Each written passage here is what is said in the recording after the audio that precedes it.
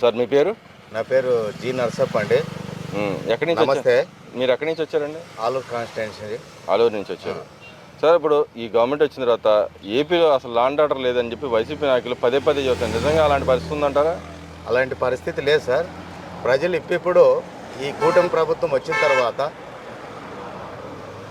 గౌరవ ముఖ్యమంత్రి నారా చంద్రబాబు నాయుడు గారి నాయకత్వంలో, మరి ఉప ముఖ్యమంత్రి పవన్ కళ్యాణ్ గారి సారథ్యంలో, మరి ఈ యొక్క దేశ ప్రధాని నరేంద్ర మోడీ గారి సారథ్యంలో మంచి లా అండ్ ఆర్డర్ కాపాడుతారు సార్. అది కేవలము దేశంలో ఎక్కడడిగినా ఒక పరిపాలనా విధానానికైతేనేమి, లా అండ్ ఆర్డర్ కాపాడడానికైతేనేమి, అభివృద్ధికి చిహ్నమే నారా చంద్రబాబు నాయుడు గారు. అది ఈ భారతదేశంలో ఎక్కడ ఏ మూలాన అడిగినా కూడా చెబుతారు సార్. అది గిట్టని పరిస్థితిలో ప్రత్యర్థులు మాట్లాడచ్చు, కానీ దాని గురించి ప్రజలు అంతా కూడా ఆలోచిస్తున్నారు సార్. మరి పదే పదే ఒక పక్క రాష్ట్రానికి రావాల్సిన నిధుల కోసం వీళ్ళు పెట్టుబడుల కోసం దావోస్ వెళ్ళి దానికోసం ట్రై చేస్తుంటే వీళ్ళు పదే పదే అక్కడి నుంచి ఏం తేలేదు, కనీసం దారి ఖర్చులు కూడా తీసుకురాలేని పరిస్థితిలో ఉన్నారు అని చెప్పి అంటున్నారు కదా. ఇంకో పక్కన లా అండ్ ఆర్డర్ లేదని మళ్ళీ వాళ్ళే మాట్లాడుతూ ఉన్నారు. ఈ రెండు వ్యవహారాల్లో ఎలా చూడొచ్చు అంటారు అసలు?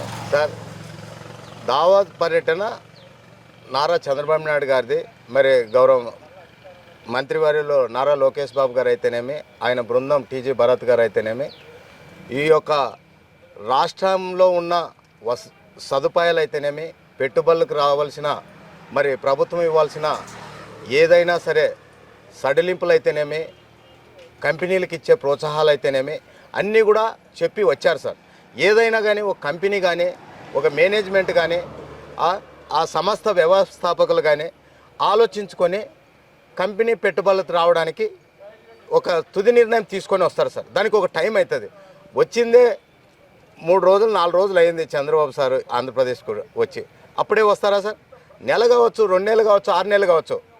ఉదాహరణకి ఉమ్మడి ఆంధ్రప్రదేశ్లో జంట నగరాల్లో అయితేనేమి, రాజధాని హైదరాబాద్ని అయితేనేమి డెవలప్ చేసింది ఎవరంటే ఈ భారతదేశంలో చివరన ఉన్న వ్యక్తి కూడా చెప్తారు సార్. అది నారా చంద్రబాబు నాయుడుతోనే సాధ్యమైంది. హైటెక్ సిటీ అయితేనేమి, ఇంకోటి అయితేనేమి ఈరోజు రాష్ట్ర బడ్జెట్తోనే అంత ఈరోజు అభివృద్ధికి ముందుకెళ్ళి రేవంత్ రెడ్డి గారు అంత మంచి పనులు చేస్తున్నారప్ప అంటే కేవలం ఆనాటి నారా చంద్రబాబు నాయుడు గారి కష్టం తప్ప ఇంకొకటి లేదు సార్. వాళ్ళ మంత్రులే అంటున్నారు. ఈరోజు శ్రీధర్బాబు గారు అంటున్నారు, చంద్రబాబు నాయుడు గారు మా రాష్ట్రానికి సంబంధించిన దానికి కూడా ఆయన కష్టపడ్డాడు, దాంతోపాటు వాళ్ళ రాష్ట్రం రావాల్సిన ఏదైతే ఎంఓయూలు చేసుకోదలుచుకున్నారో అయ్యే వారు ఏపీకి వెళ్ళిన తర్వాత అక్కడ చేసుకుంటామని చెప్పి అన్నారు. దాన్ని ఎలా చూడొచ్చు అంటారు? సార్, ఏపీకి వచ్చిన తర్వాత ఇంకా కష్టపడుతున్నారు. ఎందుకంటే వృద్ధాపంలో ఉన్నాడు నారా చంద్రబాబు నాయుడు గారు. ఎలాగైనా తెలంగాణ అభివృద్ధిని ఏ విధంగా చేశారో ఈ ఆంధ్రప్రదేశ్ని కూడా ఆ విధంగా చేయాలనే తపన పడుతున్నాడు. మరి నిద్రపోకుండా కష్టపడుతున్నాడు. ఆయన కష్టపడుతూనే ఐఏఎస్ ఐపీఎస్ ఉన్నతాధికారులు రాష్ట్ర నలుమూలల అన్ని శాఖల నుండి మరి పరుగులెత్తి ఇష్టంతో, కష్టం అనకుండా ఇష్టంతో అధికారులు కూడా పనిచేస్తున్నారు.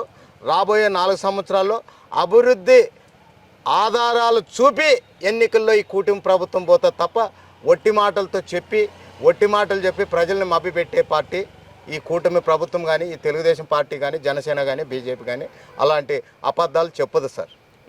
ఇంకో విషయానికి వస్తే, నిన్న చంద్రబాబు నాయుడు గారు ప్రెస్ మీట్లో మాట్లాడుతూ రాష్ట్రం యొక్క ఆర్థిక పరిస్థితి నుంచి వివరించారు. ఆయన గతంలో వీళ్ళు ఏదైతే వ్యాఖ్యలు చేశారో దానికి కౌంటర్గానే ఆయన మాట్లాడారు. రాష్ట్ర పరిస్థితి ఉంది, ఇంత తప్పులు ఉన్నాయి, ఇంత వ్యవహారం ఉంది, ఇంత పెట్టుబడుల కోసం నేను పోగలాడుతున్నా, వేరే దానికి సంబంధించిన డబ్బులు నేను వాడుకునే స్థితి లేదు. గతంలో జగన్ వాడుకున్నాడు కానీ నేను అలా వాడలేని పరిస్థితి. పెట్టుబడులు డెవలప్మెంట్ చేసిన తర్వాత ఆ వచ్చిన డబ్బులతో నేను సంక్షేమ పథకం ఇస్తా అంటే వీళ్ళు చంద్రబాబు నాయుడు చేతులు ఎత్తేసారు. పదే పదే వ్యాఖ్యానించడాన్ని ఎలా చూస్తారు సార్? చాలా కరెక్ట్ క్వశ్చన్ వేశారు సార్. ఎందుకంటే నారా చంద్రబాబు నాయుడు గారు ముఖ్యమంత్రి అయినంత మాత్రాన ఆయనకొక్కటే ఆ పరిపాలించే ఎమ్మెల్యేలకి, ఎంపీలకి, మంత్రులకు ఒకటే తెలియాలని కోరుకునే వ్యక్తి కాదు సార్.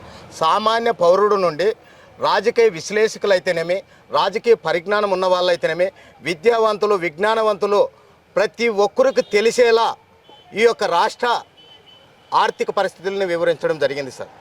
అయితే గతంలో జగన్మోహన్ రెడ్డి గారు దౌర్జన్యం, మరి వైసీపీ పార్టీ నాయకులు పెట్టే హింసలు, పెట్టిండే వైఎస్ఆర్ నవరత్నాలు తప్ప ఆ నవరత్నాల్లో కూడా ఎన్నో లోపాలు ప్రజలపైన ఆర్థిక భారం పెట్టి మరి వాటిని అన్నింటిని కూడా గమనించారు. మరి ఈ రాష్ట్రాన్ని ఈ ఆర్థిక ఊబిలోకి తీసుకొచ్చింది ఆయనే సార్. ఇంకోటి ఈరోజు మేము నిజం చెప్తాం సార్, కొత్తగా రాష్ట్రం ఏర్పడిన తర్వాత మరి రాజధానిలోన ఈ అమరావతిని ఏర్పాటు చేసిన తర్వాత హైకోర్టు అయితేనేమి మరి అసెంబ్లీ అయితేనేమి ఎన్నో ఉన్నతాధికారులు ఉండే విధంగా ఈ యొక్క రాష్ట్రంలో ఈ రాజధానిలో ఎన్నో పనులు చేసినారు. అలాంటి పనులు చేసిన వాటిల్లోన జగన్మోహన్ రెడ్డి గారు పరిపాలించారు తప్ప ఆయన ఒక ఇటుకన ఈ రాజధాని కోసం ఖర్చు పెట్టారా? 3 రాష్ట్రాలని చెప్పి కర్నూలులోనే ఏమన్నా ఒక ఇటుకతో కట్టించావా? అమరావతిలో ఏమన్నా ఒక ఇటుకతో పెట్టావా? విశాఖపట్నంలో ఒక ఇటుకతో పెట్టావా అని చెప్పి కూడా ఈ సందర్భంగా జగన్మోహన్ రెడ్డి గారు తీసుకొచ్చారంట కదా. వాళ్ళు 3 లక్షల కోట్లు ఎంఓయూలు చేసుకుని రాష్ట్రాన్ని అభివృద్ధి చేశారంట సార్. ఉన్న 2014లో ఉన్న కంపెనీలకే దివాలా ఎత్తిచ్చి వసూళ్లు చేసి వాళ్ళని భయపెట్టి ఈ రాష్ట్రం నుండి ఎన్నో కంపెనీలు పరిగెత్తిపోయినావు. కానీ ఎంఓయూలు వాళ్ళు వచ్చిన టైంలో పేరుకి చూసేదానికి చేశాడు తప్ప ఒక నమూనాలు ఈ కంపెనీ ఇది మా ప్రభుత్వంలో అని చెప్పి చూపించమన్నాడు సార్. మా ప్రభుత్వంలో వచ్చినవి ఈరోజు కర్నూలులో విద్యుత్ డెవలప్ అయింది సార్. మరి అనంతపురంలోన కియో ఫ్యాక్టరీ ఇదైంది సార్. మరి ఈ రాజధానిలో అమరావతిలో కూడా ఎన్నో ఫ్యాక్టరీలు, మరి విశాఖలో ఈరోజు ఉక్కు పరిశ్రమకి అన్ని కోట్లు వస్తే మన ఆంధ్రలో సెంటిమెంట్ సార్. మరి ప్రైవేటు పరమయ్యేదాన్ని నివారించి మోడీ గారి యొక్క సహకారంతో అన్ని నిధులు తీసుకొచ్చి ఈరోజు ప్రభుత్వ పరిపాలన ఆధ్వర్యంలోన ఈరోజు అన్ని నిధులతో ప్రజలు ఏదైతే కోరుకున్నారో ఆ విధంగా తెప్పించిన చరిత్ర. అందుకు అందరూ కూడా ఆంధ్ర ప్రజలు కూడా గర్విస్తున్నారు, సంతోషపడుతున్నారు సార్. మరి ఏదైతే వైఎస్ఆర్సీపీలో చూసుకుంటే విజయసాయి రెడ్డి గారు నెంబర్ 2 స్థానంలో ఉన్నారు జగన్మోహన్ రెడ్డి గారి తర్వాత. ఆయన ఏమైనా లండన్ పోయి ఉన్నారు. ఈయన అర్ధాంతరంగా ఆ పార్టీ నుంచి ఎందుకు వెళ్ళిపోయాడు అంటారు సార్? రాజకీయాలు ఎప్పుడు ఏముంటావో తెలియదు సార్. వాస్తవంగా అంటే కూటమి ప్రభుత్వంలో తెలుగుదేశం పార్టీ వాళ్ళు ఉన్న నాయకులు పరిపాలించాలని కోరుకుంటాం. కానీ అవతల పార్టీ గురించి విజయసాయి రెడ్డి గారు పోయారని చెప్పి బాధపడే పరిస్థితి ఉండదు, ఆ పార్టీలో ఉండారని బాధపడే పరిస్థితి లేదు. విజయసాయి రెడ్డి గారు ఆయన వ్యక్తిగతంతో పోయాడని మేము అందరూ కూడా అంటున్నారు. సొంత చెల్లె వేరే పార్టీ కాంగ్రెస్ జాతీయ పార్టీలో ఉంటున్నప్పుడు విజయసాయి రెడ్డి పోయేది ఏమన్నా దానికి అడిగే దాంట్లో సార్ మనం అందరూ కూడా ఆలోచించాల్సి ఉండే క్వశ్చన్ సార్.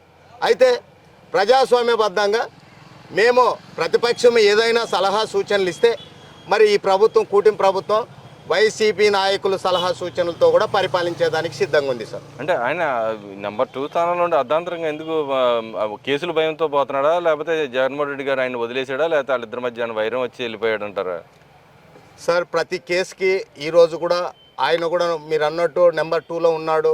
అన్ని కేసులు కూడా జరుగుతున్నాయి.